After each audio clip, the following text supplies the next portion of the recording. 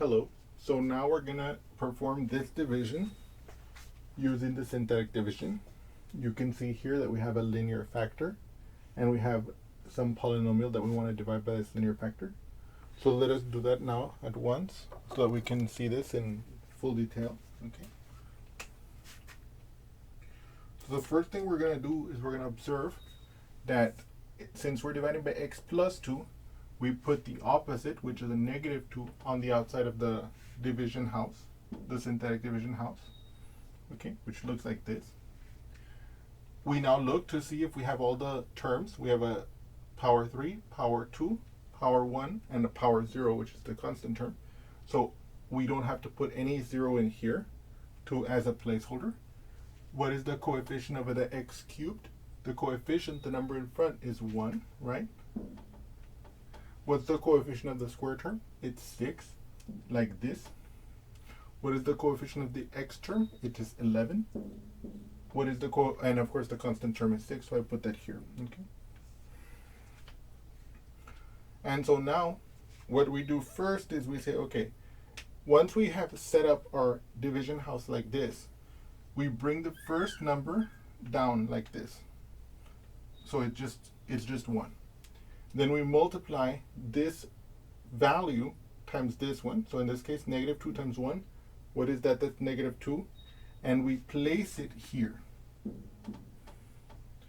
We then add these two terms, okay? We're going to add them, okay?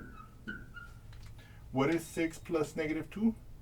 Positive 4, okay? So then we multiply the negative 2 times the 4. That gives us negative 8. We are now going to add these two, okay? And we ask ourselves, what is 11 plus negative 8? It'll be 3, okay? So I place my 3 here. I then, let me fix this here, okay? So I now multiply the negative 2 times the 3, and that gives me negative 6. I place my negative 6 here. And finally, I'm going to add these two, okay? I'm going to add them, and I'm going to place my result right here. What is 6 plus negative 6? Those exactly cancel out, okay? So now what I want you to observe is that after performing this division, we can conclude, first of all, we can see that the remainder is 0. So we can see that this is perfectly factored, okay? And so we can say that when you divide this by this, you get, and notice, this was a cubic, right? So this is a cubic, so this will be the coefficient of the square term. So this is an x squared, okay, plus 4x plus 3, okay? So this is, of course, one of the primary interpretations of the division, right? We can translate this into our multiplication fact. What is our multiplication fact? Well, it is that x to the cube plus 6x squared plus 11x plus 6 can be written as x plus 2, you see, times the x squared plus 4x plus 3, okay? And of course, like, let's say in this case, maybe you can already see it. If you wanted to, you could say, aha, I'm looking at this polynomial. I ask myself, what two numbers multiply to give me 3 and add to give me 4? 1 and 3. 1 times 3 is 3. 1 plus 3 is 4. So you might be able to see that, aha, this factors further as x plus 2 times x plus 1 times x plus 3.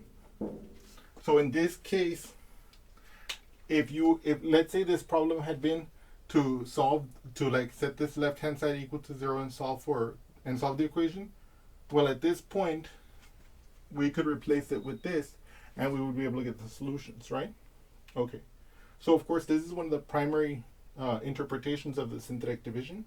And now we're going to also interpret it in a different manner. as you might have guessed, we're going to interpret it in a different way using the remainder theorem, right? So in this case, we're dividing this polynomial by this factor, and we know that the remainder is 0. So to match it to the remainder theorem, we start off with if f of x is a polynomial and has remainder r when divided by x minus k, then f of k equals r. In this case, what's the polynomial that's being divided? It's this. So here, our f of x would be x cubed plus 6x squared plus 11x plus 6. I apologize that that's so compressed. And we're dividing it by, so this has remainder 0.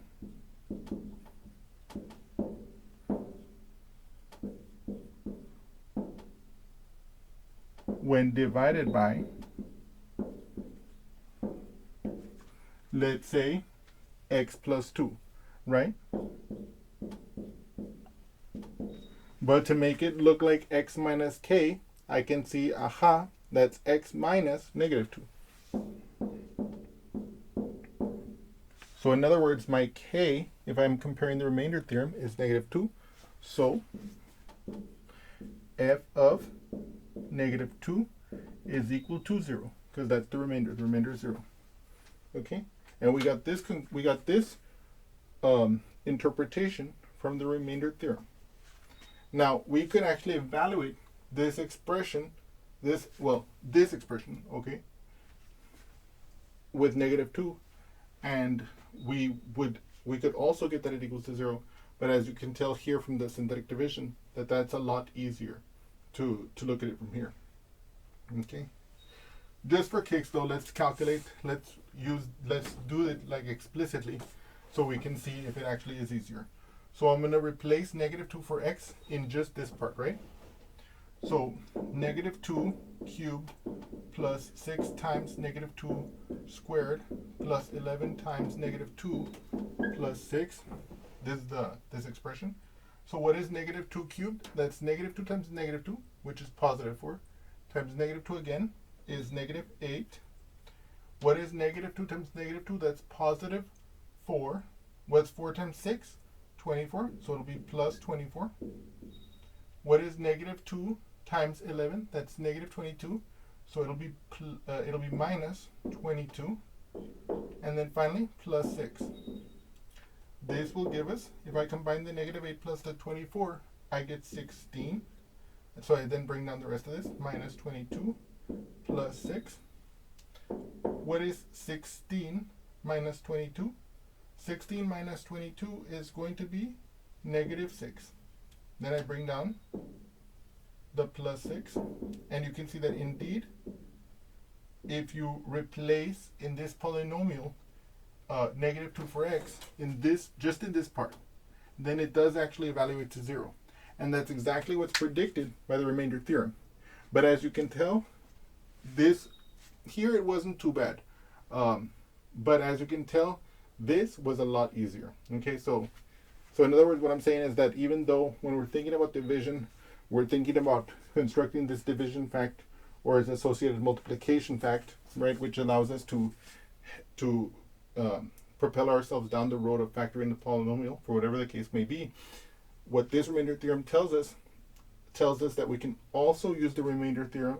We can also use the synthetic division to evaluate the function. If it's a polynomial, of course, if it's a polynomial, to evaluate the function in a very efficient and easy way. Okay? I hope you've enjoyed this example and I look forward to seeing you again soon. Thank you so much.